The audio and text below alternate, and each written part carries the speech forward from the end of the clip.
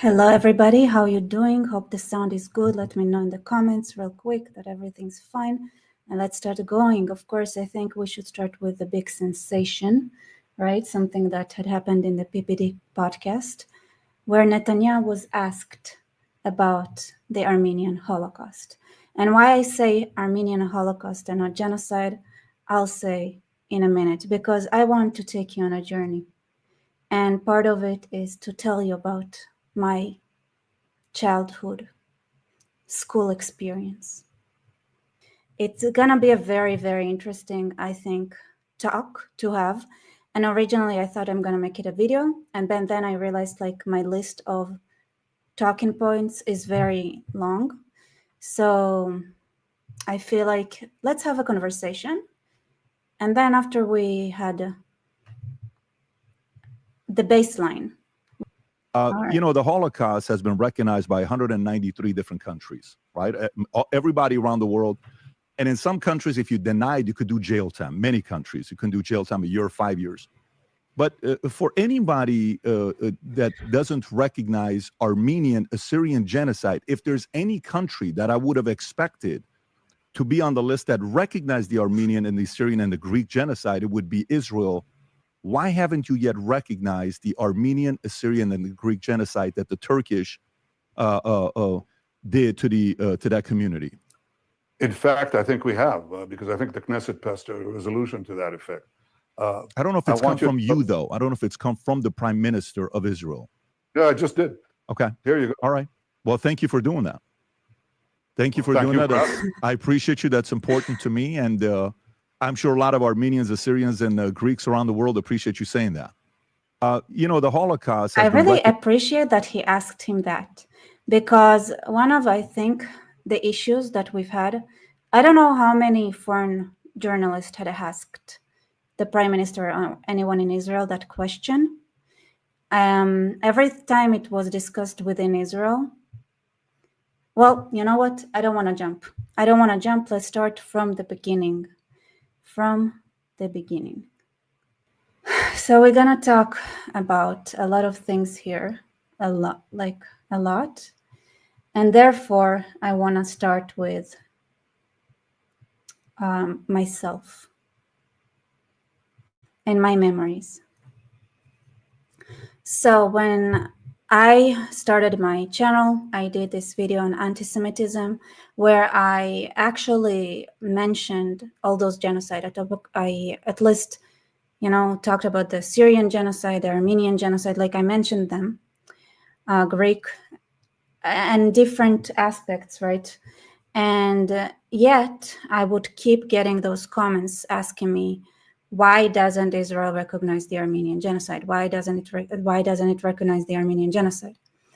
And I was like, what do you mean? I grew up in Israel, and the Armenian genocide was something that we took for granted. We had an exercise in school comparing what we call the Jewish Holocaust to the Armenian Holocaust. It was part of our curriculum. So when I made those videos and suddenly I started getting people asking me, what about the Armenian genocide? Why is Israel not recognizing it? My automatic reaction is like, what do you mean? Like, I had to, in high school, if you want to finish high school, you need to know that you have to know how to compare the Jewish genocide versus like the Holocaust that was on us versus the Holocaust that was done to the Armenians, and how it inspired the Holocaust that we know of. Because one of the things that we learned is that Hitler himself had said that genociding the Jews is no problem. Clearly, by the way, he was super inspired by the Turks. He admired the Turks. He loved them. So one of the things he said is that who today talks about the Armenian genocide? And then at the same time, while reading those comments, you know how, this is why I can relate, okay? So you know how people I do it too, right? So I brought a girl over. She was Turkish. And when I tried, and you guys were here, and I tried to explain to her that the Quran is a problem, that Islam is a problem, and that she probably shouldn't identify herself as Muslim, she was like, what do you mean? Because to her, being Muslim is part of her identity, even though she does absolutely nothing Islamic, which I understand, which is one of the genius things that Muhammad did. What did Muhammad do? Unlike Christianity that demands faith, Muhammad and his followers in Islam. So, you know, this big question of like, what is Judaism? Is it religion or ethnicity? So if you look at Christianity as somebody who took the religious elements of Judaism, right, the matters of faith, and then removed the ethnicity and the nation building aspect of it, then you can look at Islam as doing the exact opposite. They stripped everything that has to do with religion, meaning they stripped the moral system completely. But what they did take, the Ummah. What is the Ummah? Guess what the name in Hebrew of it? And they took the infrastructure of creating a strong nation. So the Ummah, which in Hebrew is Ummah, which also is a word that appears and used in the Bible and is used by Jews to describe themselves, right? We are a nation, we are Ummah. And then the Muslims, they call themselves an Ummah. It means that secular Jews, atheist Jews, Jews who don't believe in God, are Jewish, right? Because they're part of the Ummah, not Ummah, Ummah, of the Jewish nation. What did the Muslims do? They took that concept and a lot of Muslims live by that principle, right? To them, it's just like I'm Jewish, even if I don't believe in God. They are Muslim, even if they don't believe anything that has to do with Islam. But Islam, just like Nazism,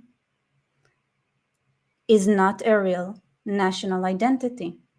They're not really nationalist. One of the main things I fight with on my video on anti-Semitism is saying, you don't understand. If you classify Nazis as nationalist, you strip the meaning of the word nations away, right? If you believe in nationalism, you believe in a nation, you cannot have only one nation. It cannot be only that there is one Ummah and the only one Ummah should exist, right?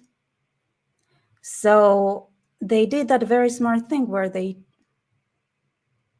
like, people think that like being Muslim is part of their identity, like Jews are Jewish. Smart manipulation of people who, it's a genius. It's genius. I don't want, like, this is not a video for that. Why am I saying that? Why am I saying that? It's such a long story just to say,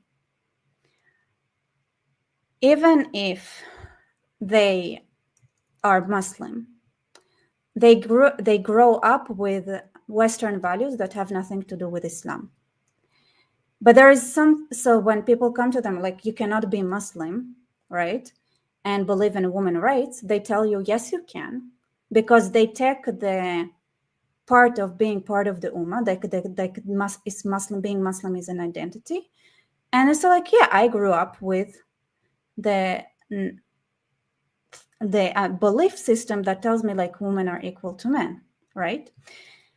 But there is something that is called dissonance. Means there are cracks in the lie. You cannot sometimes act like one thing and other times act like a different thing. So when people asked me about, hey, why doesn't Israel recognize the Armenian genocide, the Armenian Holocaust? And my initial thought is like, but I studied it in high school. So what do you mean Israel doesn't recognize the Armenian genocide? There are exactly holes in the narrative. There is a hole in narrative. And because I'm a weird person who really likes remembering stuff, one tablet came to mind. So there, I don't know how many here ever heard of Nili. Netzach Israel lo yishaker. The eternity of Israel will not lie. Did anyone here knows what Nili is? Did anyone hear of Nili? It's a Nili. I'm just curious how much you guys know about the history of Israel and this area, because I feel like Nili is a big thing that nobody, yeah, they were spies. So, yeah, most of you don't know. Yes. Nope, I don't know. Nili. So a lot of people heard about the Etzel, the Lehi, and other organizations that fought against the British mandate. But Nili was a similar organization that fought against the Ottomans. Now, they didn't believe that you can have a Jewish state when they thought. So what they did is to cooperate with the Brits in order to take over Israel, right? So they were fighting against the Ottomans for a future British mandate. So they wanted to be liberated from the Turks. And they lived in Zichron Yaakov. And this is where Nili lived, and this is where the operation, right? All the soldiers that fought against, like those who led the underground, how is it called? Like the partisans that fought against the Ottoman Empire. This is where they were. So where do I find it? I need to I guess this is the main street. So it's a very nice area, by the way. Very pretty. Very pretty. Anyway, this is Zichron. Let me find. So that family, the family Aharonson, a lot of the Israeli Yeshuv, right, the Jews who lived in Israel, really opposed Nili because they fought against the Ottomans. And a lot of Jews feared the Ottomans because the Ottomans, they were cruel and merciless. So a lot of Jews were like, you know what, we don't want to upset the Ottomans. We don't want to upset the Turks. And Nili was a big problem. So a lot of Jews were like, what are you doing? What are you guys doing? It's like you're putting us all at risk. Here's one of the big things they did. They reported on the Armenian genocide. So it started with unfortunately, I could only find it in Hebrew. Let me see.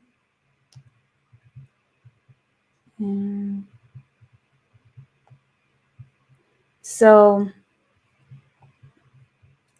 in 1909, they had the massacre of Edna. Let me open that in English.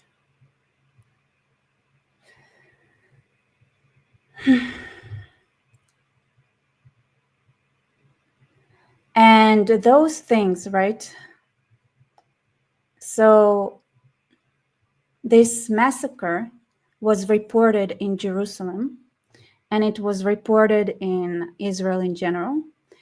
And there was a lot of criticism in the press, the Jewish press, on the Jewish community that didn't help the Armenians, even back then.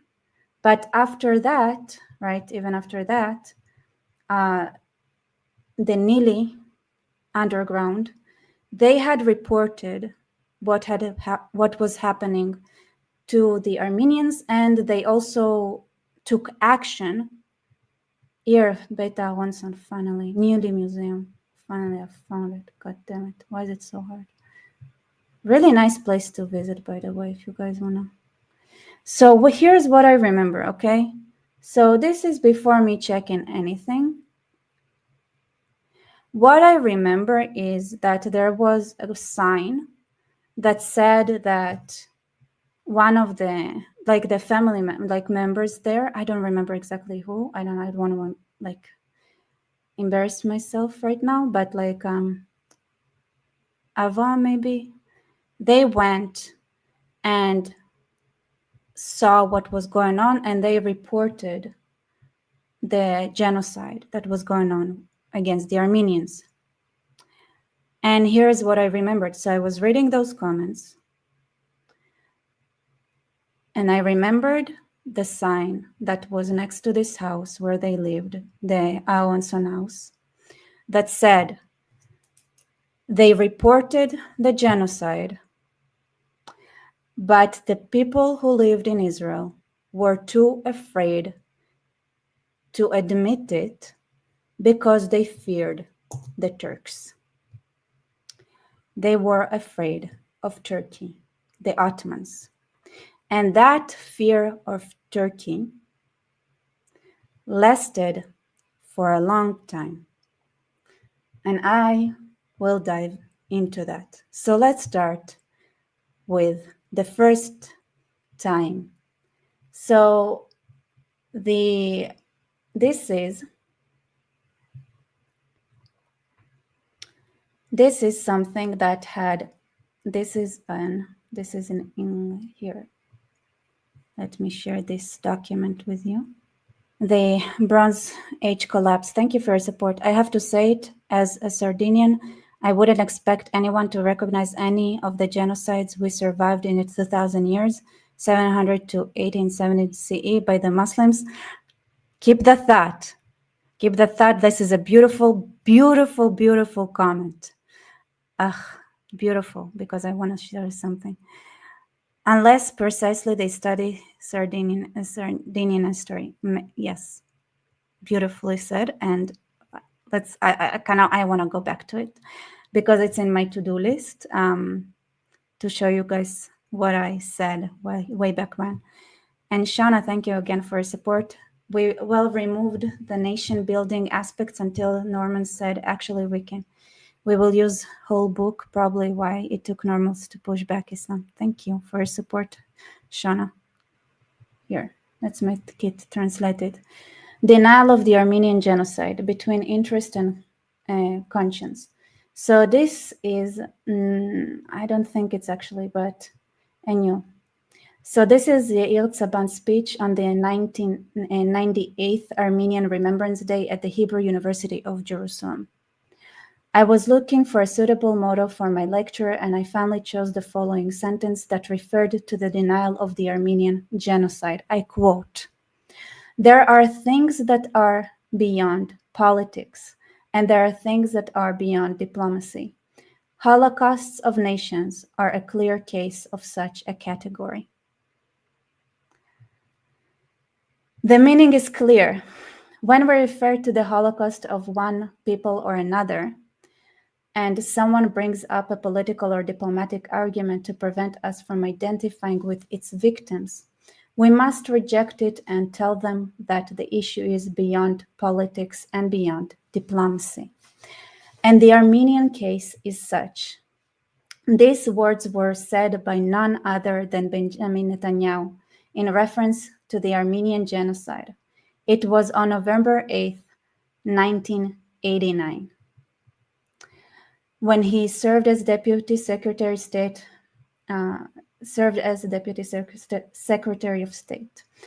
At the time, a proposal to include April 24th in the American calendar was being discussed in the American Congress, and I'm sorry if the English is weird. This is translation from Hebrew.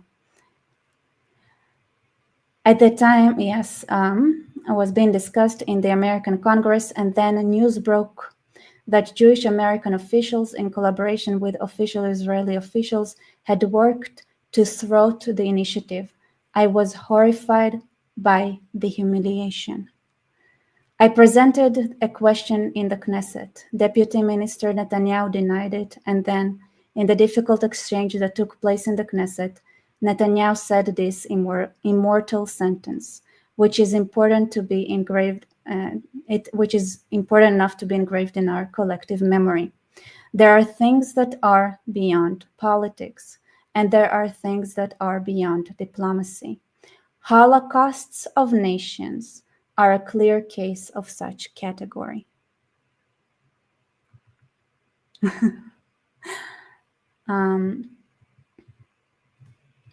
This is a funny translation.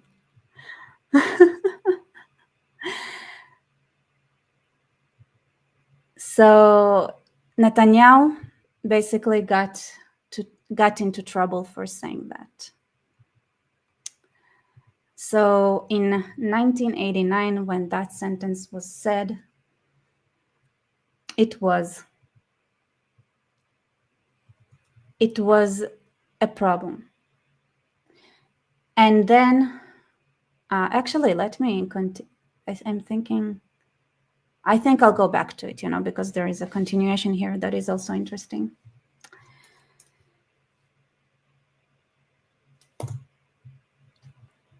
Let's 1 second here. Open a map again. Very important map.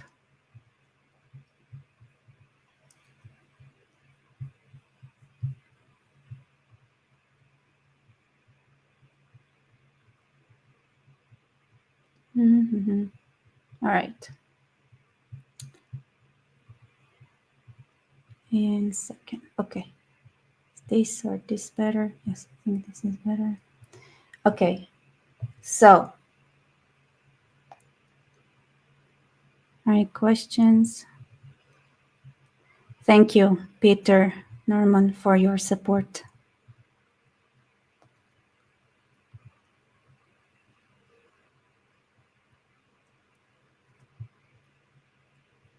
So there were cracks. Let me go back again. So when I got those comments saying, hey, why does Israel not recognize the Armenian genocide? I thought, what do you mean it doesn't recognize it? If I grew up studying about it, and not only that I studied about it, I compared it to our own Holocaust, and so on and so forth. But then I also remembered the fear that the Jewish community of Israel, right, what was called, so there were two, there was the, so I forgot how they called it, but like it wasn't Palestine. Palestine was the mandate under, they called it Palestine under the British mandate. So it was the British mandate of Palestine, but the Ottomans used a different name. So they had the Jerusalem area of governance, and they had the northern one. But it was let me just check it real quick. Let's jump into today. So as you can see, this is Israel. So we are surrounded by Egypt, Jordan, all the Arabs. These are all Lebanon, Syria, Iraq, Jordan, Saudi. Those are all countries that would love to redo the Holocaust, right? Those are all countries that really want to see Jews dead. And we were dependent. This is an island. And being an island like that, with Cyprus being half occupied by Turkey, and Turkey having such a tremendous power in the area, Israel, even when it spoke about the Armenian genocide inside of Israel, the Turks, they followed that with hawk eyes. Even when there were discussions in Hebrew, even if people were talking among themselves, every time somebody in Israel said something about the genocide of the Armenian genocide and everything like that, the Turks would start causing a ruckus, right? They would go crazy. By the way, this is Adana, where the massacre happened. So it's not far. It is not far from Israel. And Israel, out of fear of being suffocated and without having a way to transport oil into its territory, being under Turkish embargo, everything that Turkey did now, that was a real threat to Israel, because it's somewhat thanks to Turkish power projection that Israel wasn't completely suffocated in this area. And what happened was that, I don't know if you guys know, but another country that didn't recognize the Armenian genocide until 2021 is the United States, right? So the United States only recognized it in 2021. And rumors say it that the reason that they didn't recognize it, that it was because what Turkey did is that when Americans had brought up the issue, when Armenians living in America would bring up the issue, Turkey would nicely explain to American diplomats and American people that they would cut all trade to Israel if it is being recognized. Okay? So if Israel recognized it, if America recognized it, Turkey was like, we're going to go crazy and we're going to make sure that Israel is cut off completely, and good luck. It's literally an island. I think Cyprus is half occupied by Turkey and nobody did anything about it. So even if you say, okay, so there isn't like sort of an exit here, through here, you can go to Greece. So that's like the lifeline that Israel could have possibly had.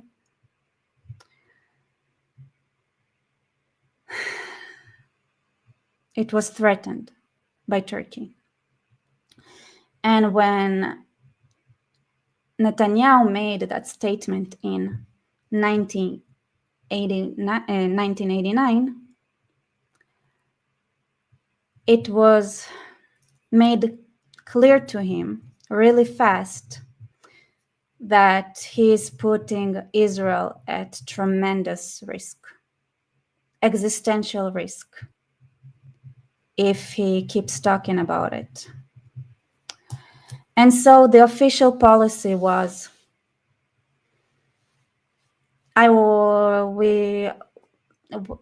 Israel's safety comes first.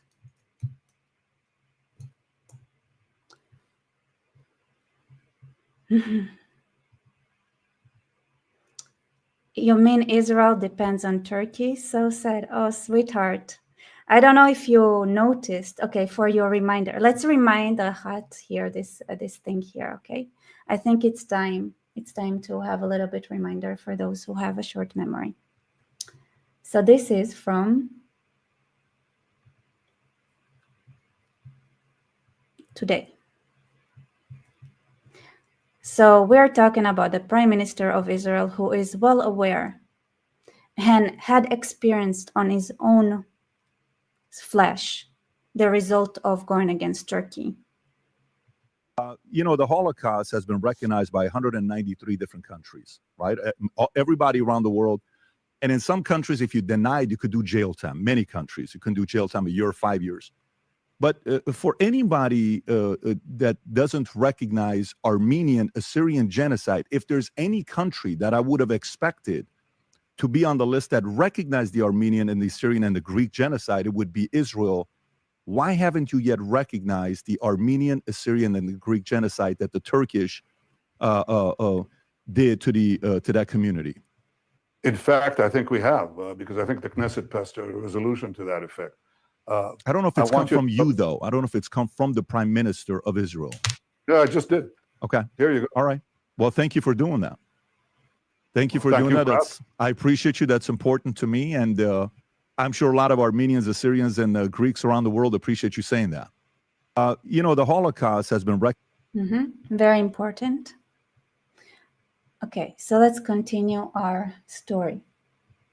And I also want to say that there is one group he didn't mention that I think we should also talk about, but okay, this is why I like one of the reasons I do it live, right? Because there is so much to cover here, and I want to say thank you so much, Peter, for your support here. Thank you so much. Thank you for your support, so I can do what I do. Baby said, "Fuck all." Yes. So, why did I learn about the Armenian genocide and the Holocaust in school? Actually, the thing when it comes to the education system, so there was like a game. So sometimes the 10 years before me, they actually learned about it, right, about the genocide, and then a little bit until 2005. And at 2005, they stopped learning it again. So it would go in and out. And then in 2008, and later on, Turkey became more and more hostile towards Israel. So it started they did the Mavi Marmara. They supported the onslaught of Arabs, and they sent people towards Israel, right, to attack it. And Turkey became more and more hostile towards Israel. So obviously, the obvious reaction was like, okay, now that Turkey is outwardly hostile towards Israel, let's finally recognize the genocide, across the board, and put it to rest, right? Since they're already going against us. But remember the story, right? So I said, look at Israel, and that it's an island surrounded by enemies, and it would get screwed because of Turkey's power projection that would cut off Israel completely. So this is why America, that is a literal giant, which is an embarrassment that NATO is in Turkey, but Turkey is in NATO, but okay, whatever. Once they got the message from Turkey saying, hey, if you recognize it, then we're going to hurt Israel, meaning we're going to hurt American interests in the area, they were like, okay, I'm not going to do it. And they didn't do it until 2021. So this is the greatest power in the world couldn't do it until 2021. So why was it still an issue for Israel to recognize it properly up until yesterday, maybe? Let's talk about Azerbaijan. So Azerbaijan, the Azeris, right? They are famously, as Anne Kasparian would love to point out, they are cooperating with Israel, okay? Azerbaijan is one of the biggest, one of the suppliers of energy to Israel, and Israel needs the oil that we get from Azerbaijan. So Azerbaijan is critical for Israel. So we have interests here. And Israel is critical for Azerbaijan because that alliance actually, it helps them stand for their own. Because it's not just Israel that is stuck in a terrible neighborhood. Azerbaijan is also in a very unpleasant neighborhood. So here they are. In the south, they have Iran. In the north, they have Russia. And on their west, they have Turkey. They all suck. And the only question is, of course, who sucks more, the Iranians or the Turks? Not clear. As somebody who has a Georgian, but like for us, when it comes to Persians versus Turks versus Russia, which they love fighting, right? Taking like the Kafkas, this is where they went from Turkish hands to Persian hands to Russian hands. The Russian were the best, which says a lot because they're not great. It's just that this is how awful Turkey and Persia were. So what does Turkey do, right? So now Israel is like, F off Turkey, right? And Turkey also officially blocked all trade with Israel, except that the Turkish citizens do to the government and say, no, Israel is actually a great economic partner, and your economic policy, Erdogan, suck balls, and Turkey is on a way down. Do you think we can really afford not to trade with Israel, you idiot? So they trade with Israel, right? So it doesn't really work, but whatever. So Erdogan, what it does, he chases his own people around all the time, trying to make sure nobody finds a way to trade with Israel. But they do find it anyway. So what does Turkey do? Well, what they did to America using Israel, they can do to Israel using Azerbaijan. It's like going to Israel and telling them, hey, Israel, so your friend Azerbaijan here that is stuck between Iran, Russia, and Turkey, right? How about we hurt them? So be nice, or we're gonna hurt your friends. We're gonna punish them. So if you'd notice, Azerbaijan is another country together with Pakistan, because Pakistanis are just delusional. They have completely different reason to deny the Armenian genocide. When it comes to Azerbaijan, I don't necessarily think they have any real reason to deny it, other than they have no way out if they don't have the Turkish West. They're not in a good neighborhood at all. In fact, this is where I want to stop and talk a little bit about Azerbaijan. So I know there is this conflict between Azerbaijan and Armenia in the area of Nagorno-Karabakh. I'm not going to go into it because I don't think I understand this conflict enough to comment on it. But here's what I do know, okay? I do know that the Azeris didn't have much to do with the Armenian genocide. It's not part of their history. Those who cooperated with those genocides were the Arabs and the Kurds. So Azerbaijan, I think, is, from what I've seen, they didn't really have much to do with it. And therefore wouldn't have that need.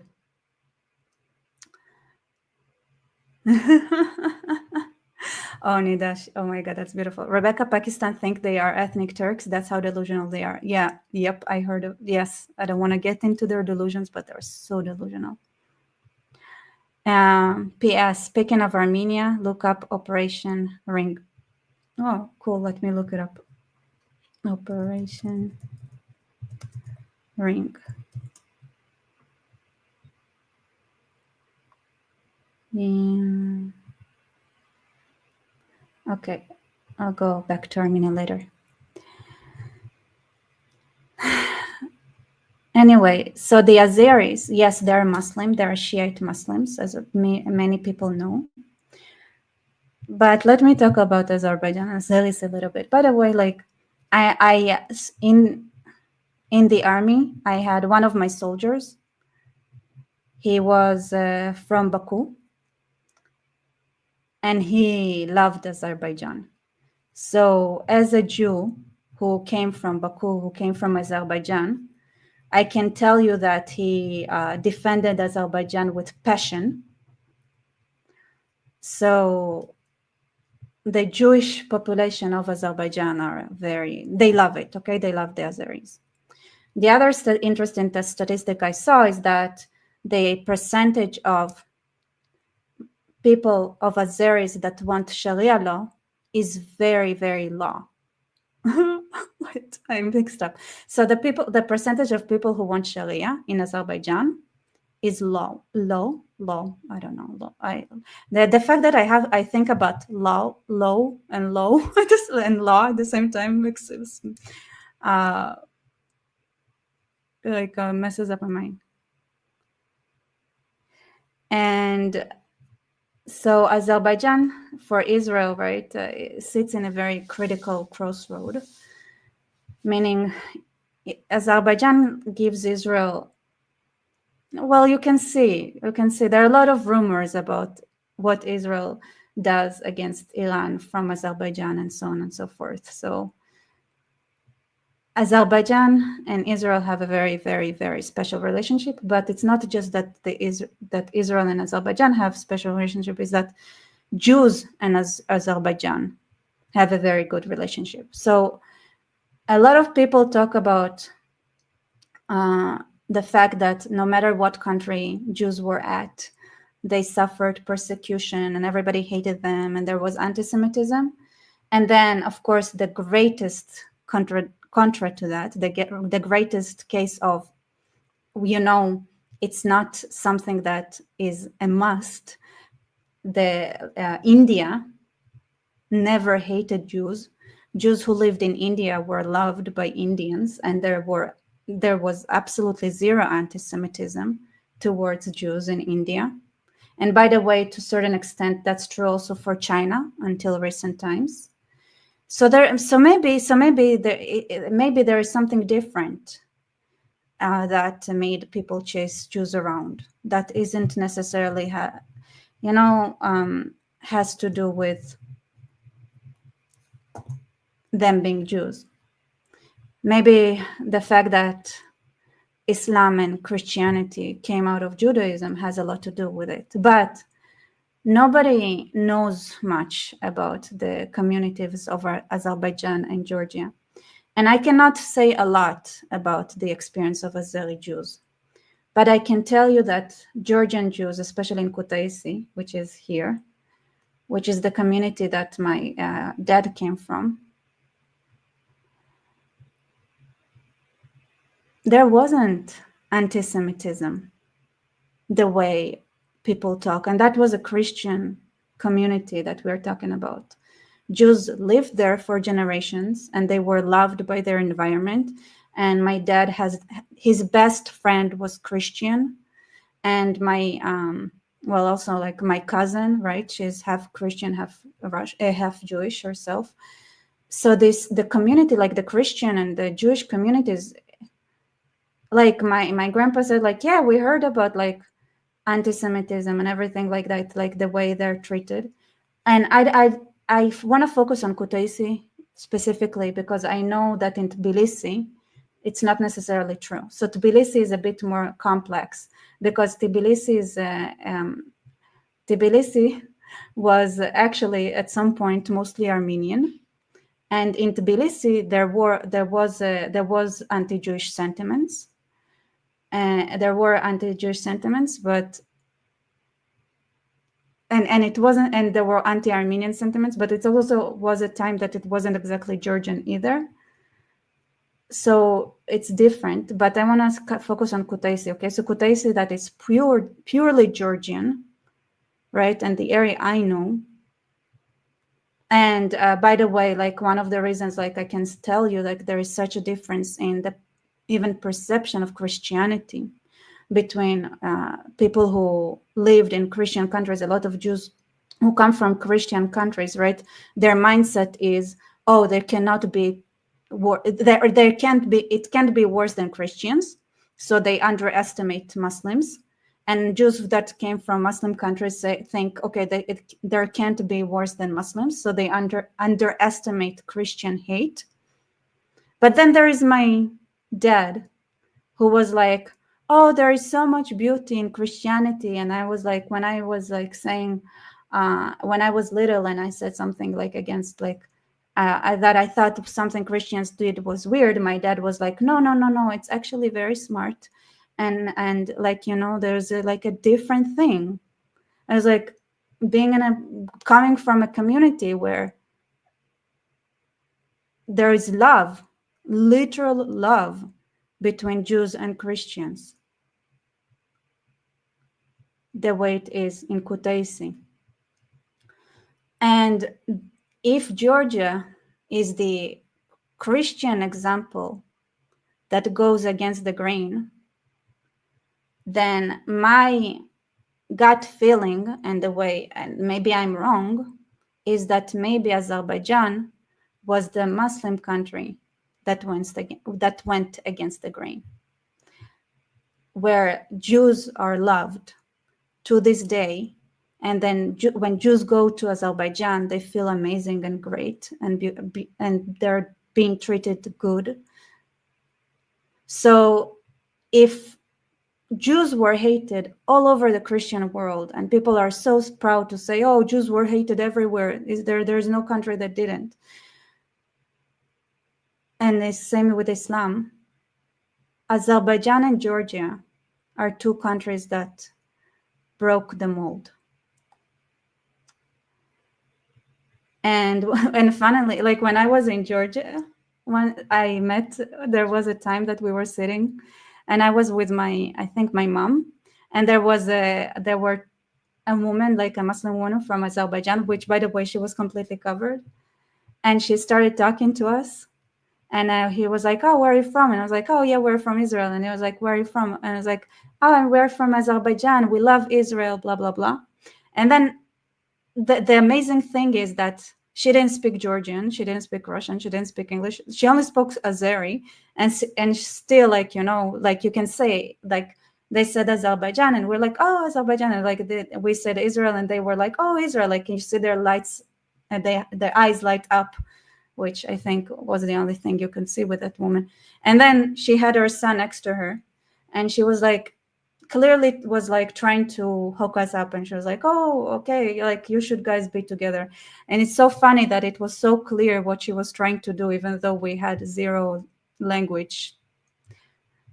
And to me, I was like laughing, and I was like thinking, like, woman, like, I understand you want to find a bride for your son, but he was like 14. He was like clearly a teenager, and I was like, can't you say I'm like at 10 years older? It's hilarious. So when it comes to this thing with Azerbaijan, right? So if Israel is a soft spot when it comes to US policy, then Azerbaijan could have been used in the same manner to pressure Israel. Because Turkey, they don't give an F. Like if listen how crazy Turkey is, right? They literally threatened America. Their want to deny the atrocities that happened are so strong that they threaten America. And then in a very similar, like using Israel as a leverage, and they can do exactly the same thing, and did exactly the same thing, using Azerbaijan as a leverage.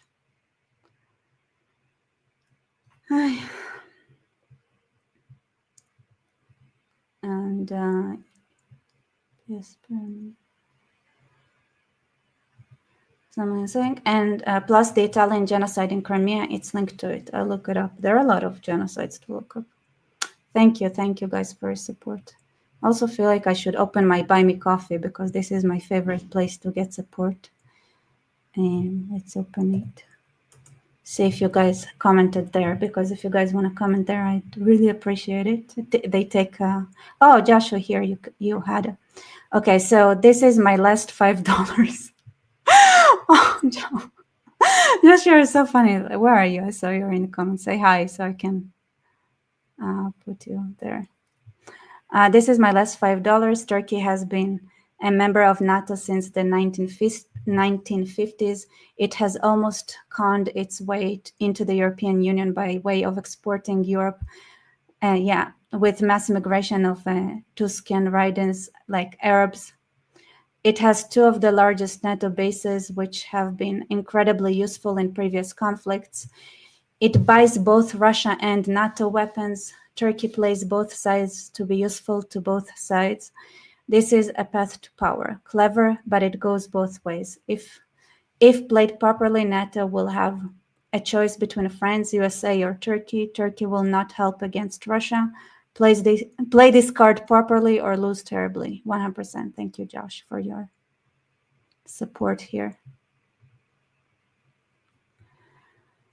So this actually is something that I think is very important to touch on, right? So one of the things that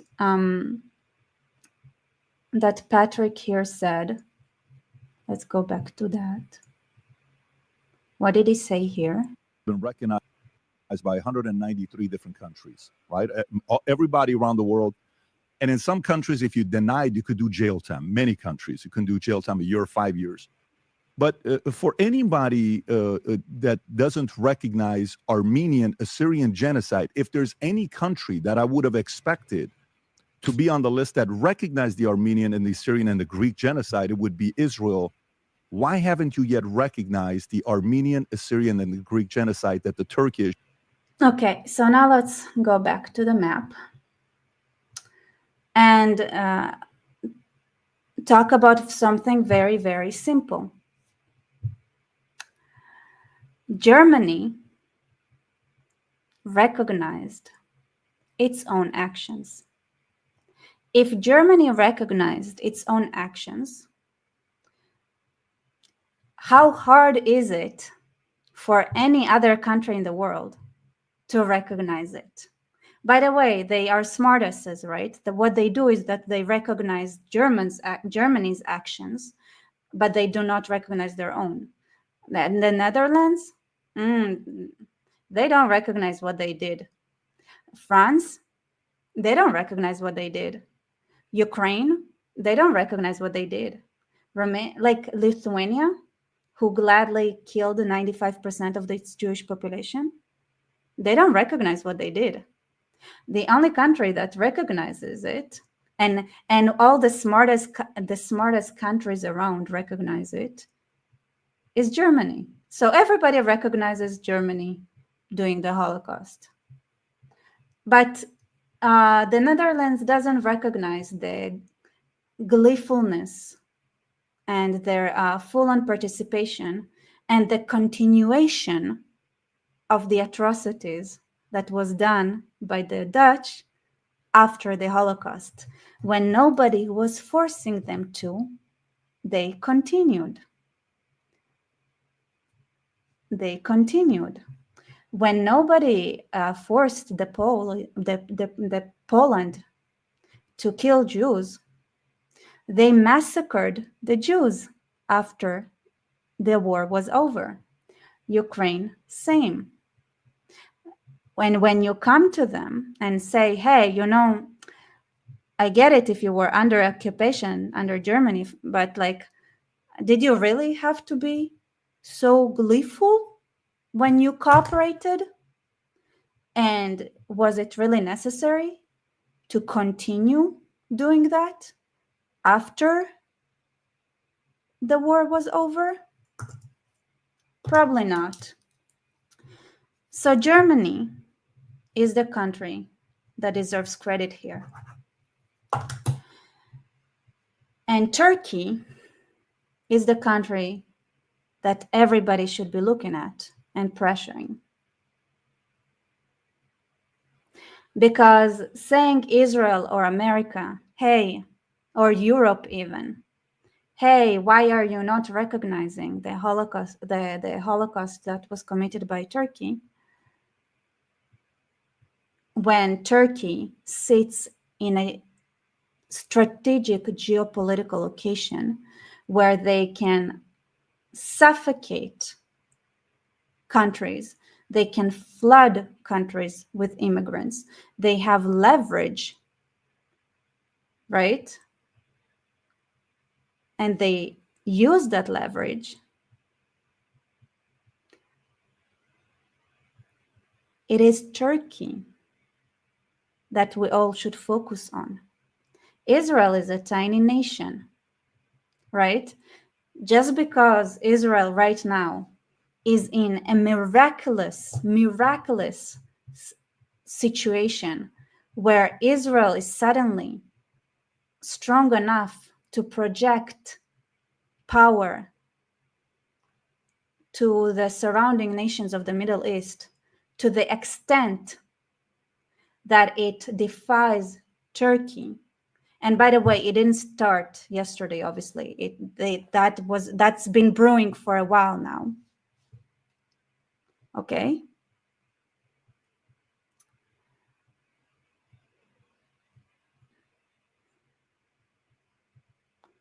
Maybe the question should be, how come there is a country that gets a pass the way Turkey does? Oh, Shana, thank you so much for your support. Do you think Germany and America will get closer because of Israel? They are the only Western nations that haven't acknowledged a Palestinian state. I don't know, like, honestly speaking. And yeah, it's complex. It's more like there are things deeper than that. Yeah, so Germany, by recognizing its own actions and also, like, you know, documenting it and everything like that with vigor, like in very meticulous German way. Thank you, Germany.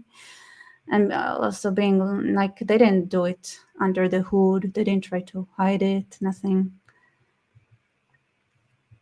They used the Armenian genocide as an inspiration, you know.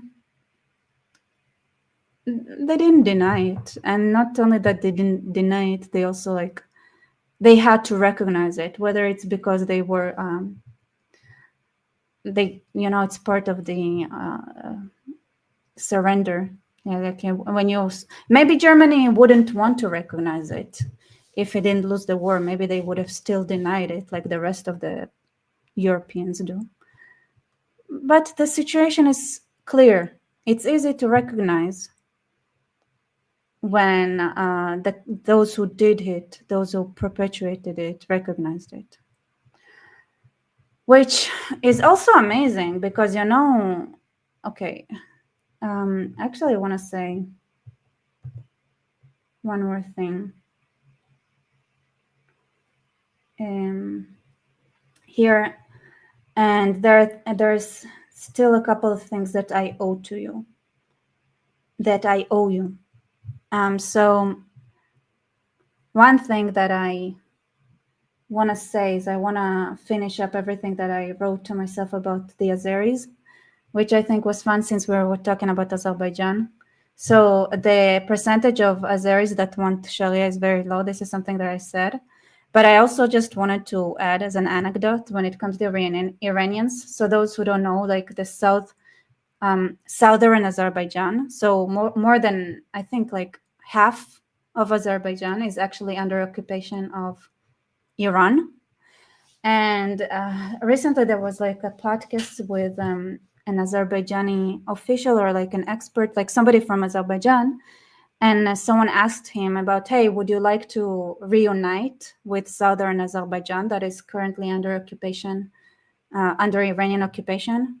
And he was like, you know, the Azeris absolutely do not want to reunite with southern Azerbaijan because they are too religious, which I noticed is true. So the Azeris, they're quite religious. The Azeris in Iran are rather religious, and they're incompatible now. Like the Azeris in Azerbaijan and the Azeris in Persian are just they cannot work. In Iran, under Iran, they just cannot work together. All right, just an anecdote. Okay, so here's what I owe you. Okay. So I want to give an historic perspective of what the Ottomans did to minorities in general and other atrocities, because, one of the things, like, people talk about the Armenian, Greek, and, Assyrian genocides, but for some reason, at the same time, they killed how many? 200,000, maybe more. I should check the numbers again.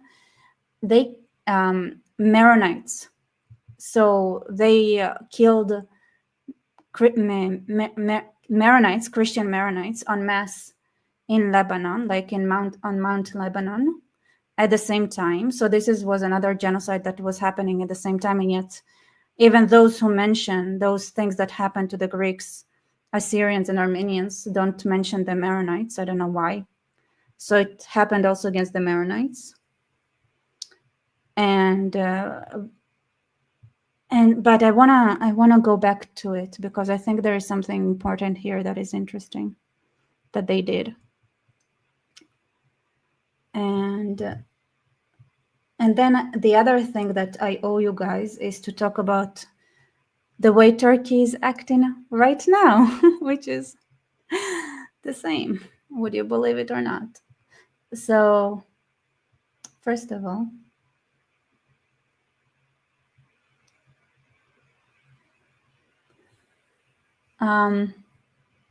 this is, by the way, this is from, let me show you. So this is Israel Katz on January 12th, 2024, saying, hey, Turkish presidents, shut up. We heard you. We didn't forget the Armenian Holocaust. By the way, it says like the Armenian Holocaust and the massacres you did against the Kurds. You are the genociders, and we are protecting ourselves from you and your barbaric friends. This is what Israel Katz had written. So that was like, how long ago was it? Wow, that was a long time ago. Okay, fine. 2 years. And I think Netanyahu had a very similar tweet. But let me, okay, I kind of want to see your comments. Oh, okay, so here is a time to go back in time to young Rebecca that was still naive and learning. Look at that, beautiful. So, like I said, I want to, oh wait, you don't see anything. But sorry.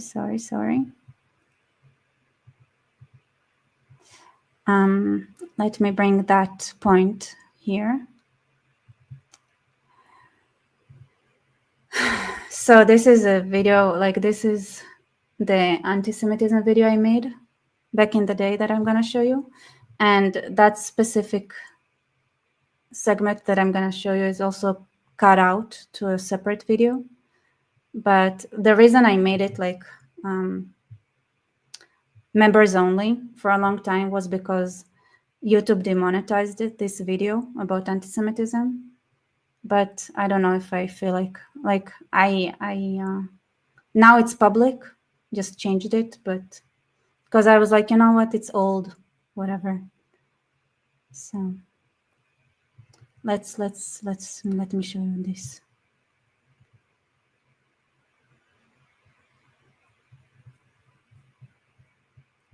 All right. Here, look at this young Rebecca. And that is I have to say it as a Sardinian, I wouldn't expect anyone to recognize any of the genocides we survived in 2,000 years. And I think this is a video that answers that. And I'm pretty sure this person is not gonna take any actions against me when it comes to copyright. So I'm just gonna let you watch it for a little bit. And also, I want to say something when it comes to the Muslims, which I think is hilariously funny. So I just said about Germany, right? Germany recognizes its own actions. But I'm guessing like this is true now in general. So Germany recognizes its own actions, and still there are people who deny it, especially when it comes to Muslims and neo-Nazis today. But the funny thing, like I just thought, like, you know, like Hamas, for example, they were boasting and like they were proud of what they did on October 7th, and somehow still the people managed to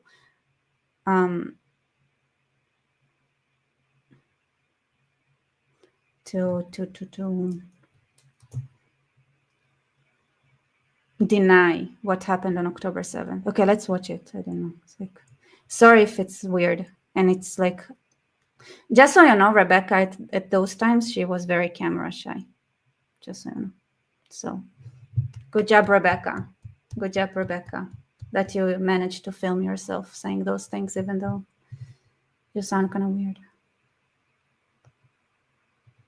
The protocols of Zion actually converted to Islam at some point. We do not show They'll all come here. manner befitting our national and racial aspirations, and according to the scientific method are yours. He didn't want to exterminate the Jews at the time. He wanted to expel the Jews.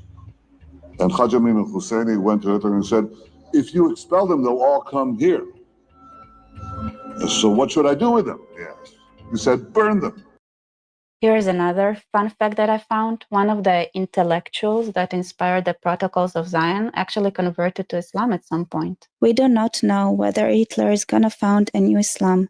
He's already on the way. He's like Muhammad. The emotion in Germany is Islamic, warlike and Islamic. They are all drunk with a wild god. The biggest concentration of Jews outside of Israel live in the US. And even though there are still Jews in Europe, and they're affected by the anti-Semitism in Europe, with everything that's going on there, I'm pretty sure it's gonna go down to zero. Here, I was thinking, wait, I've seen that pattern before. Jews are native to the Middle East, and there is a clear description of genocide of the Jews in one scripture in particular, the Quran.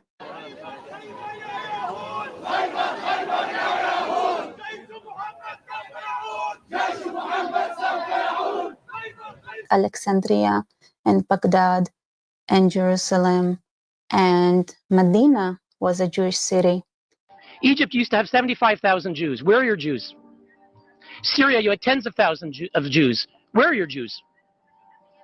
Iraq, you had over 135,000 Jews. Where are your Jews? And there was a Jewish kingdom in Yemen. So where did that all go? After filming that, I was like, why am I putting those numbers out of my arse? Let me just check the real numbers. I just thought that there were more European Jews than Middle Eastern Jews. And I had some prior knowledge of events that happened, but the real numbers, when I looked at them, I was shocked. So here's the data.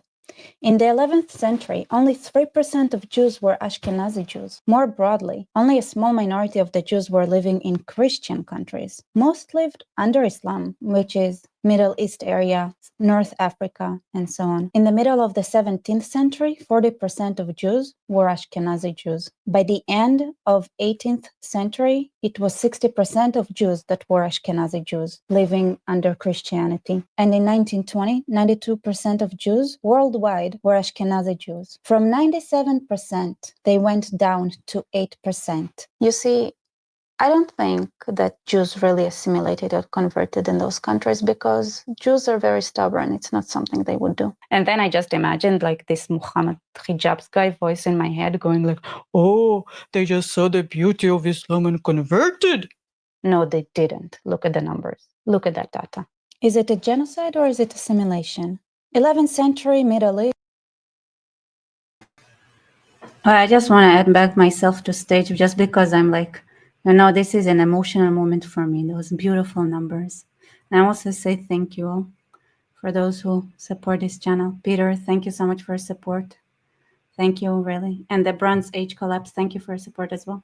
Without counting what the Romans did in 215 BC, the main genocides of the Sardinians were 3. 1 by the Catalans, 2 by Charles Felix de Savoy, 3 Islam.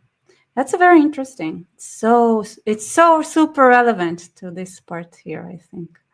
I'm gonna show. Just saw the beauty of Islam and converted. No, they didn't. Look at the numbers. Look at that data. Is it a genocide or is it a simulation? 11th century Middle East, 20 million people. 16th century Middle East, 18 million people. In Europe, that also suffered from the Black Death and lots of wars, it went from 40 million to 78 million.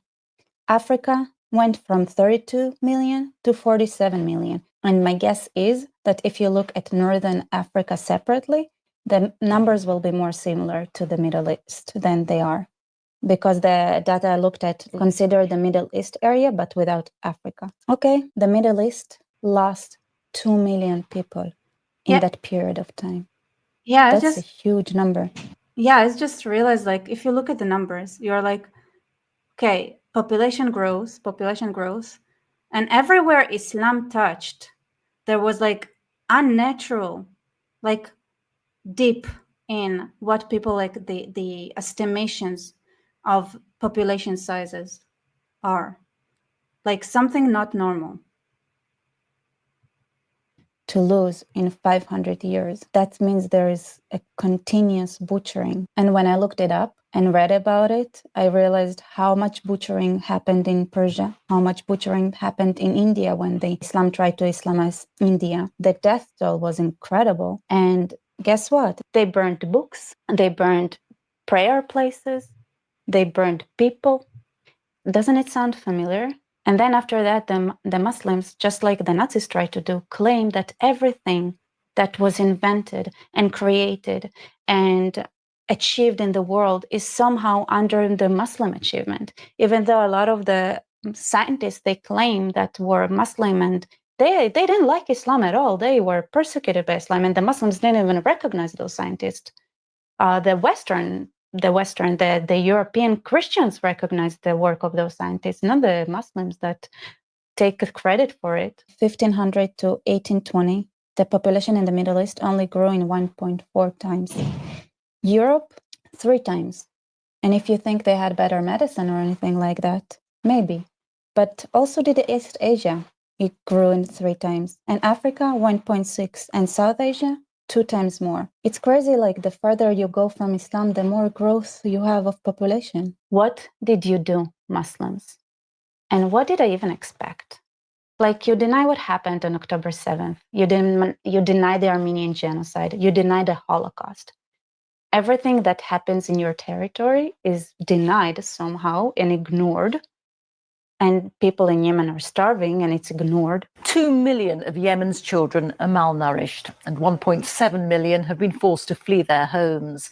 In Pakistan, there is a huge ethnic cleansing and chasing of minorities, and it's ignored. The government has set a November 1st deadline for them to leave or be expelled. Look at what is happening in Nigeria. And I promise you that the diseases you brought from Saudi Arabia, they're not the reason. There isn't a vast ocean between Saudi Arabia and You guys, I cannot not appreciate this amazing joke. The diseases you brought from Saudi Arabia? That's not the reason. Nope.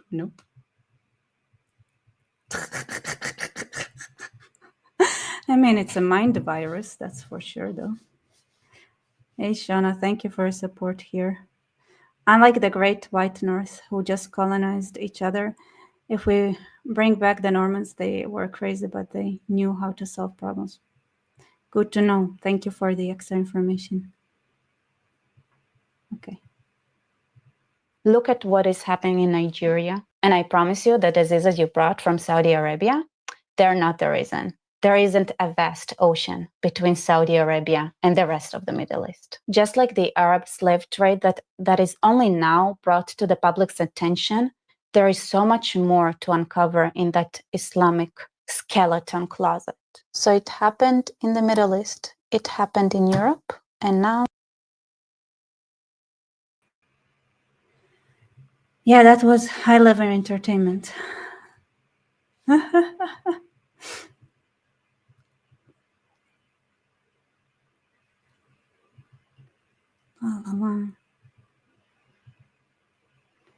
Okay. I think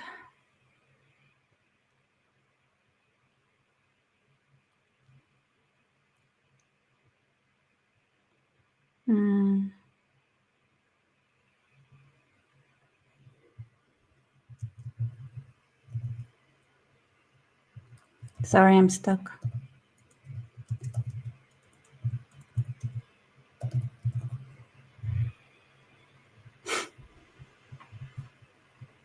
Oh, hold on. Okay. You guys, what are you saying? What are you saying? I want to see. I want to hear your perspectives.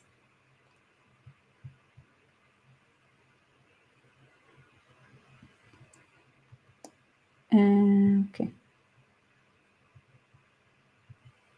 So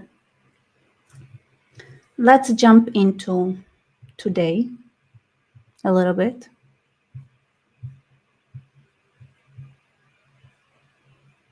So this is another, like a couple of things I saved just for like to make a point, saying actually, you know what, like when it comes to Turkey, you know, they have a very good reason to continue denying their atrocities because guess what? They still do it. They still do. They do it a lot. But I actually think, all right, let me do a quick poll, okay? I'm going to do a poll.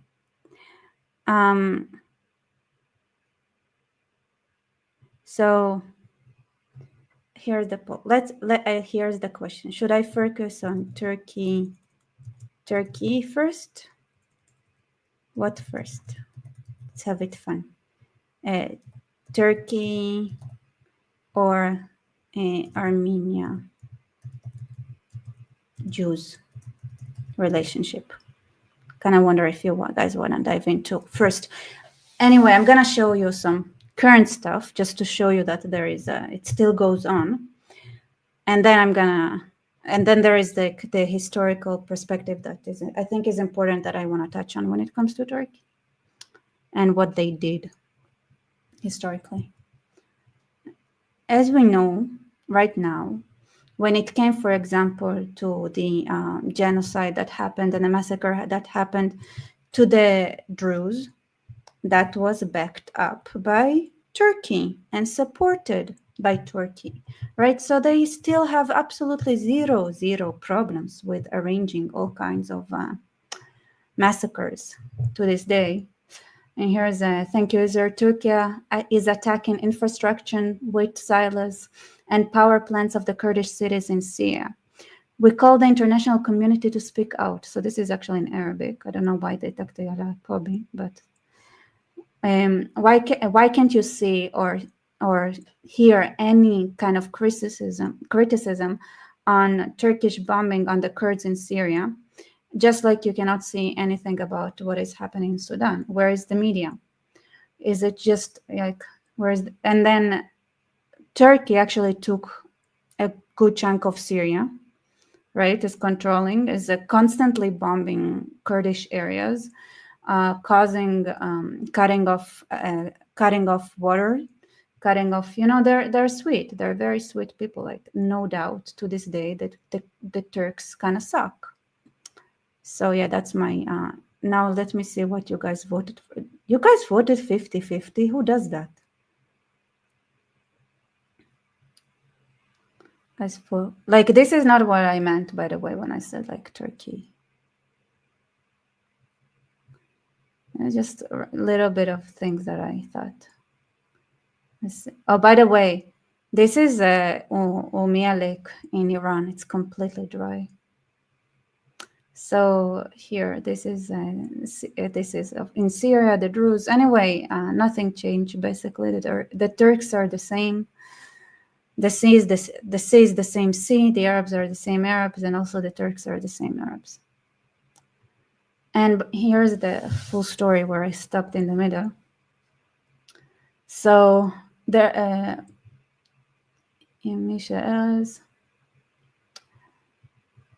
here.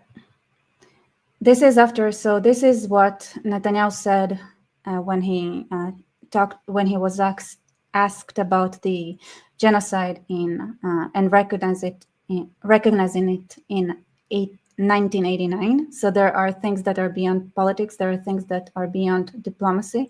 Holocaust of nations are a clear case of such category. And then he had to retract / deny he ever said it, because Turkey put a very strong pressure on Israel to retract that. And when they want to threaten, they know how. So here, a short time later, another catalyst. In early April 1990, Israel Television was about to broadcast a documentary, Journey to Armenia, in anticipation of the 75th anniversary of the massacre. Under pressure from foreign ministry, the broadcast was cancelled. Yes, this is the same foreign ministry where Netanyahu served as deputy minister. The cancellation sparked a storm of protests. Then the then Minister of Education, Zvulon Hemel, asked to bring the issue to a discussion in a broadcast and authority council. In preparation for the discussion, I organized a petition, 61 blah, blah, blah. But in various appeals and inquiries, the matter was delayed, and finally Turkish pressure took its toll. Despite the decision and contrary to the law, the film was not screened. But we did not give up. 2 months later, in June 1990, the film was screened at the Jerusalem Theater under the auspicious, Institute of Holocaust and Genocide Research, and in the presence of the widow of civil rights activist Andrei Sakharov, Helena Bogio. After the screening, speeches were given by Teddy Kollek, the late Armenian patriot Tulkum Manjuyan, and Avdem. In the face of Israeli denial, I found it necessary to persist as much as I could in participating in the Armenian Genocide Memory Day ceremonies, and on April 24th, 1995, blah, blah, blah. I will not hide from you. I'm proud that I'm the first MK and later the first minister to participate in these important ceremonies. But here's the bottom line. The Turks really, really intervened in anything inside of Israel that smelled like it could threaten their denial of what they did.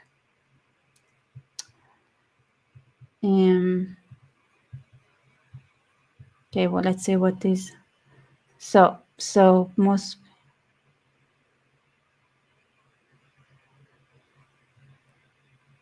All right, so right now it's 59% are saying Armenia Jews. Okay, let's go back a little bit to the map.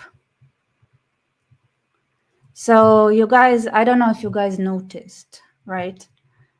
But when I talked about the area of the Caucasus, and I talked about the hostility and hate and anti-Semitism that the Jews experienced in Christian countries and Muslim countries, I brought up Georgia as a Christian country that was an exception, right? That treated Jews rather fairly. And I brought up Azerbaijan, that also, even though being a Muslim country, the impression I got is that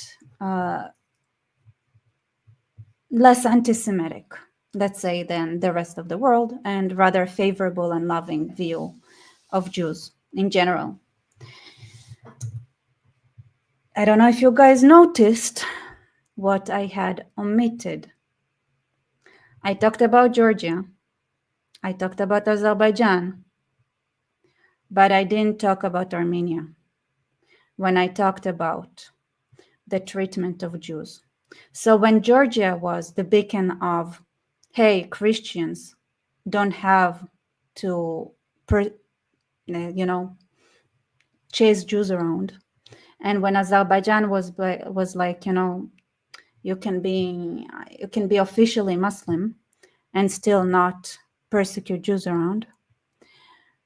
Armenia, as a Christian country, was not exactly there. It was different than its neighbors, Georgia and Azerbaijan. Armenia, as the first Christian country, as they claim, I don't know if it's them or Ethiopia, but they are proud to be the first Christian nation, right? Adopting Christianity as its official religion in the year 301, are very proud to be that. But the Christianity they believe in and their pride of being the first ones to adopt Christianity, the kind of Christianity the Armenians believe in, they believe in replacement theology. Since they were the first nation to adopt Christianity, they are the ones to replace the Jews. They are the ones that should be and are the only, like, as the first ones to adopt Christianity. They are the real, apple in God's eyes, not the Jews.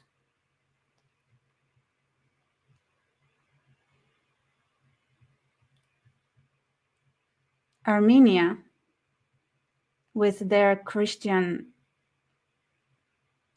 choice, didn't treat Jews favorably.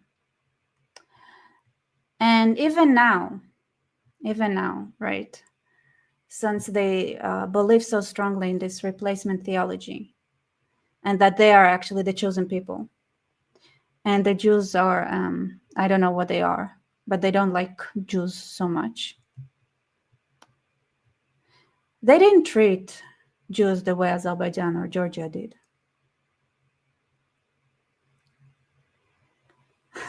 Just saying, Rebecca, please don't think like that. It is what it is, okay? This is just reality. That's the reality, unfortunately. And because of that, when one of the, so I talked about before, yeah, right? I talked about the resistance the Jewish community had to doing something or acting upon or or helping the Armenians, right? There was some resistance in Jerusalem, especially like not only because of fear of the Turks, right? Especially when it was just, when it just started and it wasn't clear. I guess it wasn't clear how big it is when the first the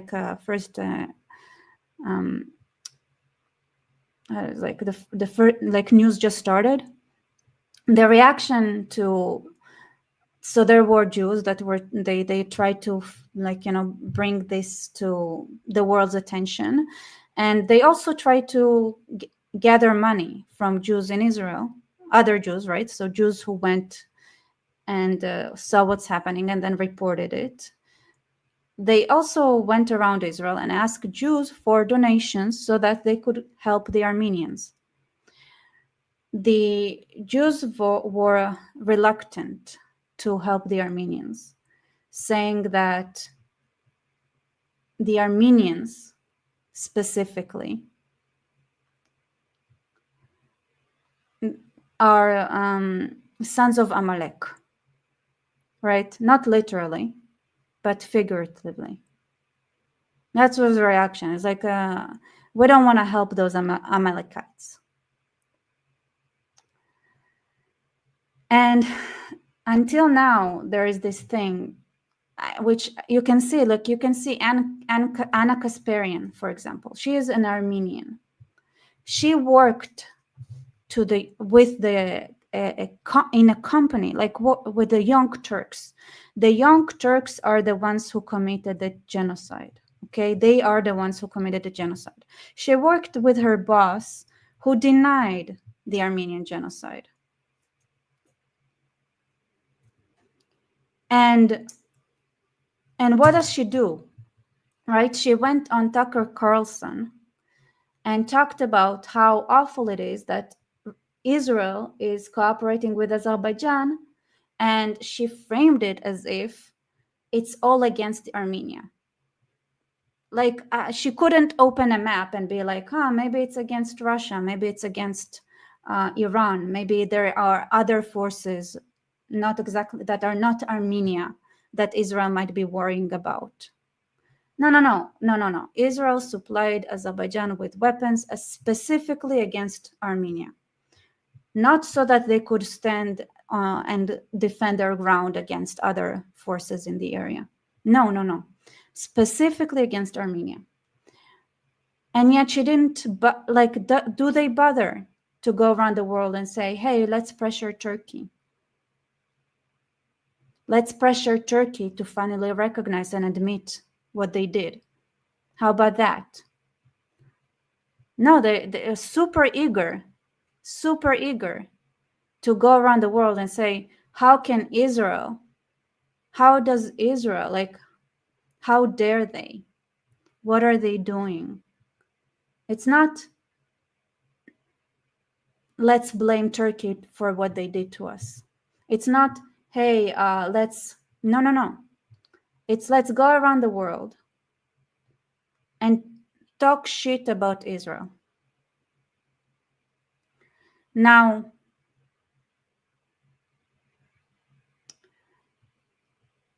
this is today, right? This is today.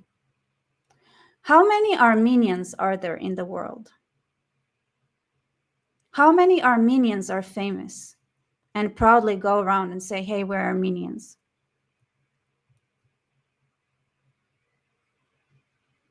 Not much, unfortunately.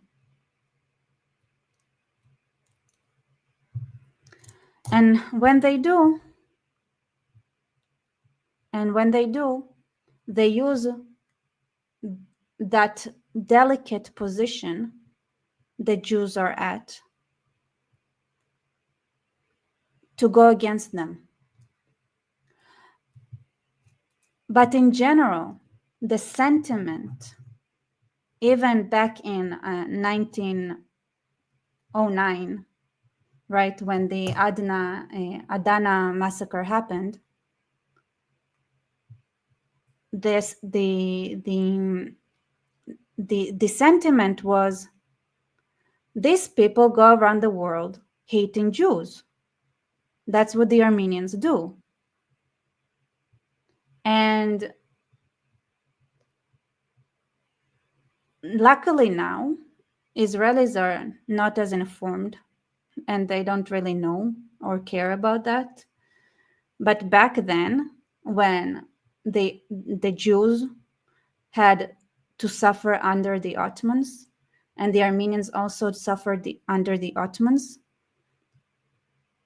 if the Jews tried to help the Armenians, and then the Armenians, the moment would betray them like that because of their replacement theology and because of the kind of Christianity they believe in that made them go against Judaism in a way that 100 years ago, the Jews remembered it, right? 100 years ago, this is the impression they had of Armenians. Today, I can tell you that Anna Kasparian can go around the world and say whatever she wants and be like as an Armenian, and Israelis wouldn't react the same way. They wouldn't, because it's not the same. First of all, you cannot compare Israel to Armenia. Armenia is poor. It's insignificant. It's like a kind of like Azerbaijan and Georgia, but it's like on top of that, it's landlocked, which is a terrible geographical situation to be at. So they don't have waters. They don't have oil, like Azerbaijan has oil here. They're not what they used to be. So if you go to Israelis now and like, okay, Armenia, like they wouldn't have an opinion, even if all the Armenians in the world would go around the world, right, with and use their church to diss Israel. The average Israeli would not even know. They wouldn't know. Like Anne Kasparian can talk shit and say, yeah, as an Armenian, like she can do it all day and all night, and it doesn't matter, right? It doesn't matter. It wouldn't affect the population in Israel and their want and their understanding that it's important to recognize the Holocaust that was committed against the Armenians. It doesn't affect it anymore. But it wasn't always like that. There was a time where the Jews of Israel and the Armenians were both under the thumb of the Ottoman Empire. And the Armenian church in Jerusalem and other places would many times take the route of not just cooperating or reluctantly cooperating with forces who chased Jews, but they initiated it, unfortunately, as well. So when Georgia and Azerbaijan were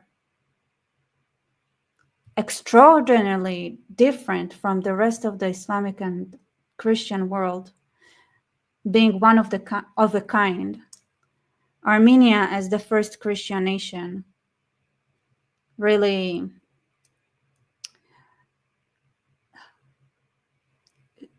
chose the path of the replacement theory. And we can see like how it looks like when Christians believe in replacement theory, like what they do, what they say about Israel, like how they lie, how they defend Muslims.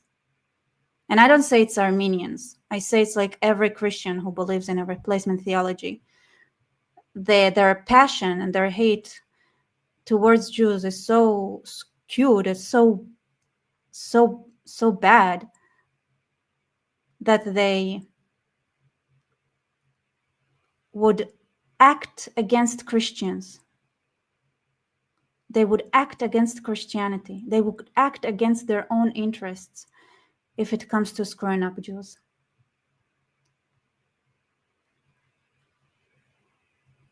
And so there was resistance, and yet even though there was resistance, in the end of the day, the Jews who lived here did do whatever they could to help, right? There were Armenian refugees that came over, and there was this thing that Jews went around, like also I think one of the biggest people who reported on it was a Jew from the United States. I think his name was Abraham something. In the end of the day, they did what needs to be done. But that's unfortunate when it comes. So, sorry, I don't know how to get to look something. So it's complex like that. But I also want to touch on another thing, okay? So when it comes to the future, which I think is important. So Armenians and Jews suffered under the Ottoman Empire. And one of the biggest fears that the Jews here had is that, okay, that they were next on the list, right? So one of the things that why Jews here accelerated their resistance to the Ottomans and their cooperation with the Brits, it was because they realized that they're next. But I also want to talk about those who actually did it. So the Turks initiated it, but the Kurds, right? A lot of Kurds did it themselves, right? The Kurds did the massacre. and Arabs and others. And of course, there is the massacre and the genocide that happened in Lebanon, right, of the Maronites, Christians. And yet nobody, so there is this thing that they did it, but it's also the Kurds and the Arabs that cooperated with it. But I want to talk about something in particular. So in 1840, there was a massacre of Jews in Tzfat. So the year Tzfat is here. Where is Tzfat? Tzfat. So that's what is it? South. That's Tzfat. Anyway, I don't. Maybe I should know the map better in Israel. Very embarrassing.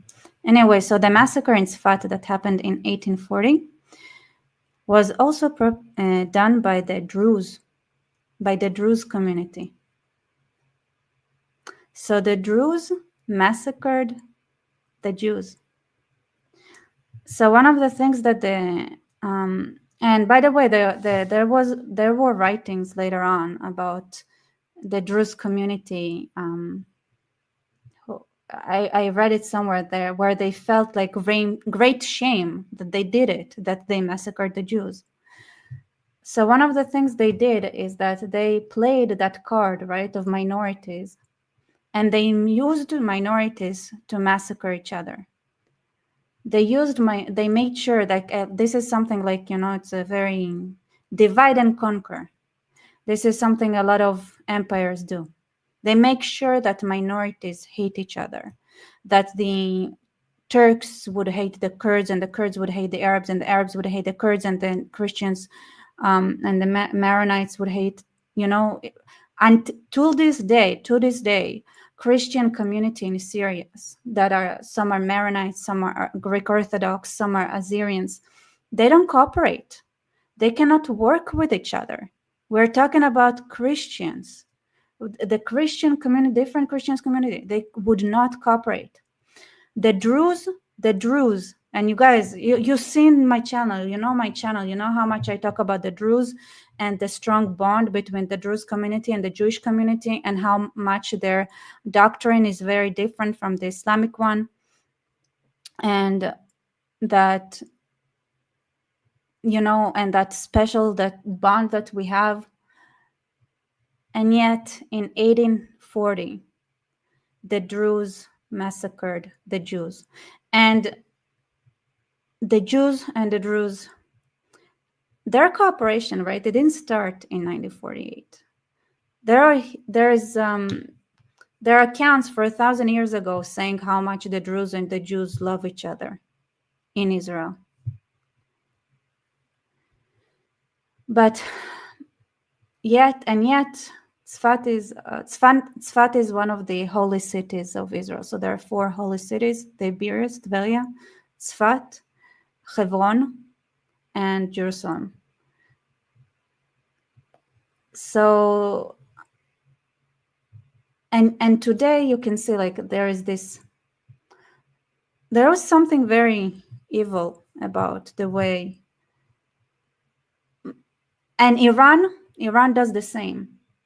Iran in their education system, for example, they really emphasize how the Shah and all the atrocities that were done against the Kurds in their school system when they teach the Kurds. And they teach completely history, the Persian Iranians. And they teach a different history, the Baluchis. Why do they do that? One of the greatest things Iran did that is super smart, and we're seeing the result of it today. Why do the Iranians cannot bring down the regime? I don't know if you guys heard the conversation I had with Almin, or the conversation I had with the Kurdish girl.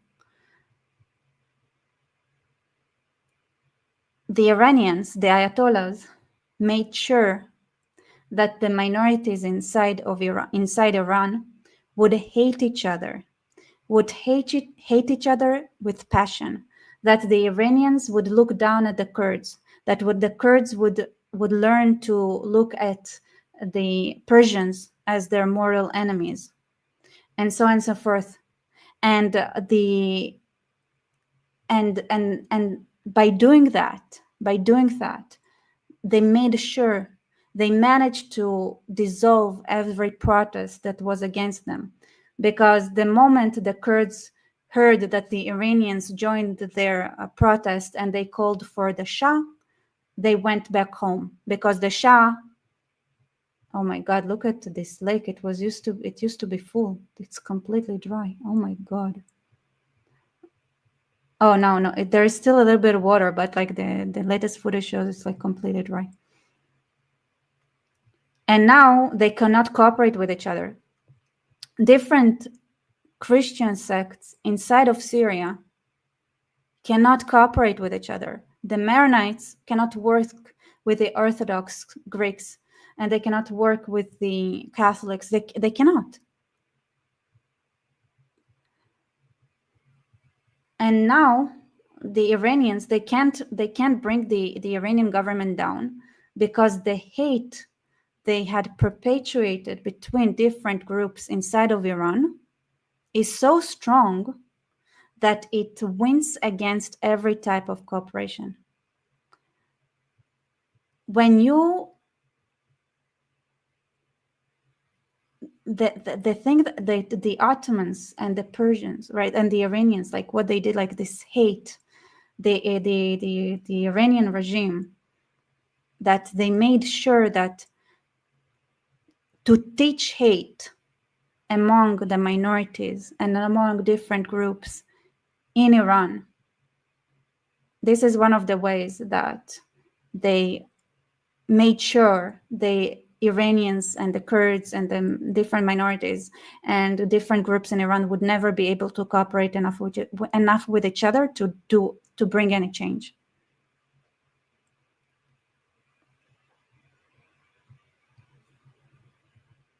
Yeah. To be clear to Rebecca and everyone else, Christians never back each other. There was a Catholic church attack today, and other Christians in the chat were like, stop calling them Christians. Yeah. It's true. By the way, the Armenians, the way they looked at Jews and the replacement theology they had in their minds had nothing to do with the Ottomans, right? It started back in the year 300. So it was there from the beginning. It doesn't have to do with the Ottomans. It was like genuine like hate. But the crazy thing is, like, when you hate another group so much, which is the story of the Christian in the Middle East, like they hate Jews so much, they are willing to be genocided for it. And this is what's happening in Iran right now. The Kurds and the Persians and everybody, like they hate each other so much, like they're so and they did it on purpose. The Iranians, the Iranian regime did it on purpose. They, whatever kind of grievances they naturally had, they made sure to turn them into like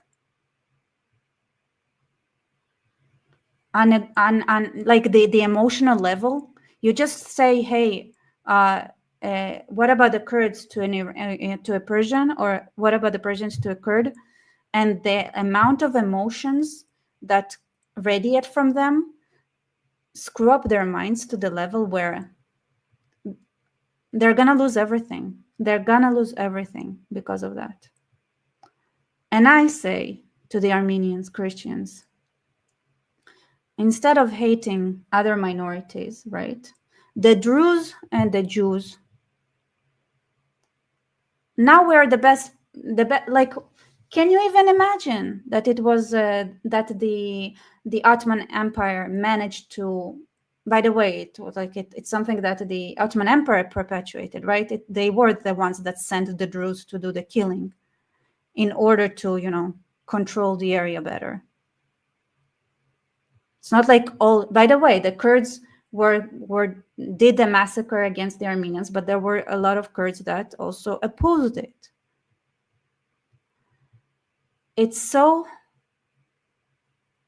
an incredible tactic when people who should be cooperating against the greater evil hate each other more than they hate the idea of being massacred and slaughtered. which is a very, very important thing. So, and it's a known tactic. And this is exactly, by the way, this is what the Iranian bots do right now inside of America, inside of Israel. They make sure that different groups in Israel hate each other more than they hate Hamas. They make sure that the groups inside of America hate each other more than they hate those who did 9/11, right? So those who did 9/11 are better than those who voted to the opposite party. This kind of hate between groups who if you put them together on their own, they wouldn't do anything to each other. They just wouldn't speak, right? This is like, here's like natural, the natural state that they would have is that they would live next to each other and they just wouldn't speak. Right? Like, I'm not talking to you, okay? I'm not talking to you, all right? When there is this level of hate towards people who go through the same thing as you do, the thing is that with hate that is interesting is that you expect more of those who are with you, right? So you have this expectation that Christians would be better because they're Christian and you're Christian. So how can they not see what you're seeing? You have this expectation of Westerns, like they should know better. They should be better, right? We have this like, but what happens is because we have this thinking like they should know better, they should be better, is that we hate them more than those who are actually evil, right? We hate those who should know better. We hate those who should be better more than we hate those who are evil. That's what they do. Let's see what your comments are.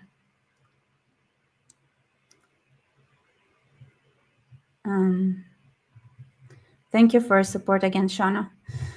Golda was more than right. All nations thrive when they love themselves more than they hate the Jews. Yes. The Jews is a classic example of like where you hate someone so much that you would rather think of them and be like focused on them than those who actually come with knives to attack you. So the new Bronze Age collapse. Thank you for support. Lenin invented it and called it Korenizacja. I mean, Lenin did it a lot. This asshole did it a lot, but I can tell you that I think Lenin was not yet alive in 1840. I have never heard about this. About what? Thank you for your support. But Lenin did it on the family level. So he made sure family members would hate each other more than they hate the state. And it worked. It worked. And as a lot of like Jewish families like fell apart. And most of them, the vast majority of them reconciliated once the USSR fell. And they were like, okay, like, yes, like we screwed each other over, but there was like a greater force that made, it's like you're damned if you do, you're damned if you don't, right? So let's say a family member wanted to leave Russia. Those who are left, they wouldn't be able to keep their jobs. So those who didn't want to leave would get screwed by those who wanted to leave. So families were like, and in order to leave a country, you would have to get an agreement. You would have to have a written agreement that your family members agreed for you to leave the country. So family members would be like, no, I don't want I don't want to like sign this document because I'll get screwed. I'll never have a job. I'll starve. I have my children to feed. And so there was this whole argumentation between families, right? Like you're you're cooperating with the government. Like, no, I just want to have my life. Like, it's like, but the hate that they managed to like the rift, like the families would be like at each other's throat. Most families managed to reconcile and to do a sulha and to forgive once the USSR collapsed, and they realized how much they were played with, right? How much they were brought up against each other. But some families didn't manage. Some people never forgave. Some people never managed to do that. And it's done to us right now. So the USSR, they did it on a family level, but you can also do it like on a national. Like there's so many levels you can do it. And the New Bronze Age collapse exactly against Russian chauvinism. Mao too. Yeah. Right. So this is something that they did, and this is something that they still do. And this is something that they bring now to the West in general, right? So in a normal democratic situation, if people have a fight or disagreement, there isn't that much at stake, right? It's not like you're going to get canceled. But now if people can lose their jobs if they have like the wrong political opinion, even in the West. A lot of years ago, right? Years like during my so many people, like I know that, like let's say they had a startup in the United States and they would go to raise money. If the funds would have like the those who give money and like fund you, like if they would find out that you're a Republican, then you wouldn't get money. Like there, you would have no way of having a startup. There wouldn't be no way for you to start a business. So, and that's what they did. So they would find out what your political opinion is, and instead of looking at your business proposal, they would be like, "No, like if you're a Republican, we will not work with you." So suddenly, it's not just that. Okay, you want to stay, fine. You want to leave, fine. That shouldn't break a family apart. You want to vote Republican, fine. You want to vote Democrat, fine. It shouldn't break a family apart. But suddenly, if somebody finds out that you're from a Republican family, then you can lose your job. Then you're gonna go home and fight against your parents. You're gonna be like, I cannot be like, you are screwing my life. You're ruining my life with your choices. I'm not willing to speak to you. Do you understand what had happened? How they brought it to the West with this cancellation? Like people talk about cancel culture and how toxic it is, and how awful it is. But I don't think they understand the full extent of that. Like, I don't think they understand the full extent of the implications of that kind of policy. That suddenly every choice you make politically comes with a price that is, in a normal democracy, wouldn't be attached to it.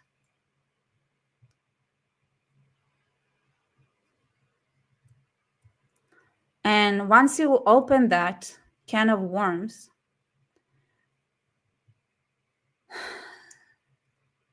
once you generate that hate,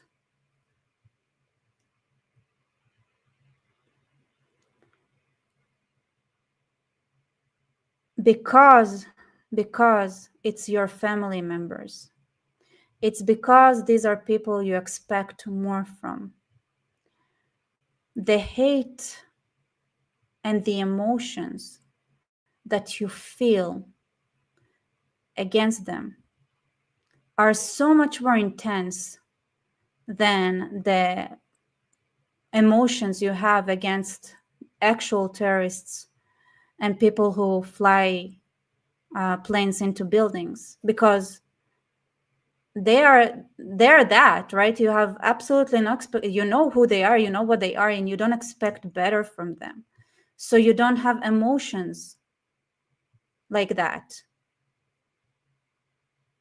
But you have so much emotions when it comes to your own family members and your own people and your own nation and your own. And when suddenly, for having an opinion that is, there is nothing wrong with wanting to stay in Russia. There is nothing wrong with wanting to live abroad. And there is nothing wrong thinking that, in theory, there is nothing wrong believing in this or that, right? And you, a lot of times, you can even like find a solution that works for everybody, or some like path in the middle. But suddenly, like, for having a certain opinion, you would be punished in a way that doesn't make sense. Then people are like, suddenly, like, every difference in opinion is like, okay, somebody is screwing you, right? They're screwing you. And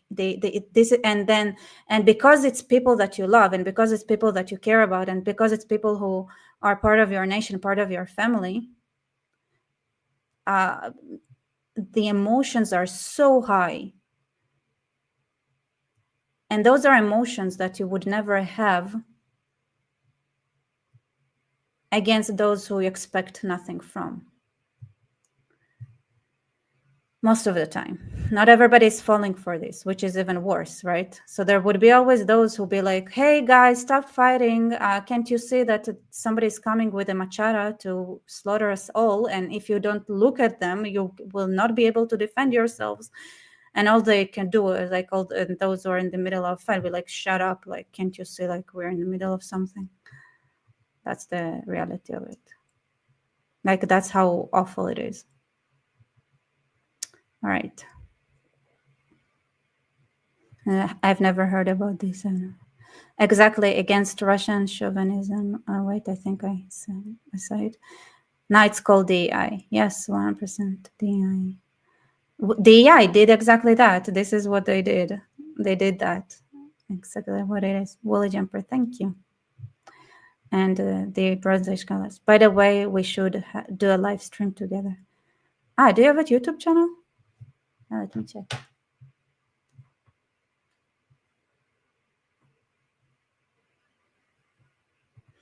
I expect righteousness and justice from every person. Do you really? Do you really? Do you really? Or are you lying? What's your channel? I don't know. The newborns. I don't know why I don't see your channel.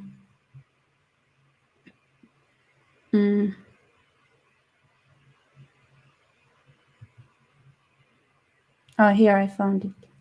Oh, you're. Oh, you do. Interesting. Okay. I'll check it out later. Okay, yes, this is the one. Look me up. I'll look it up. All right, everybody. Thank you all for being here.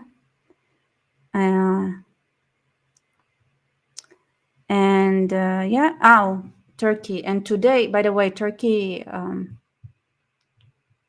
I think I'll talk about it some other time.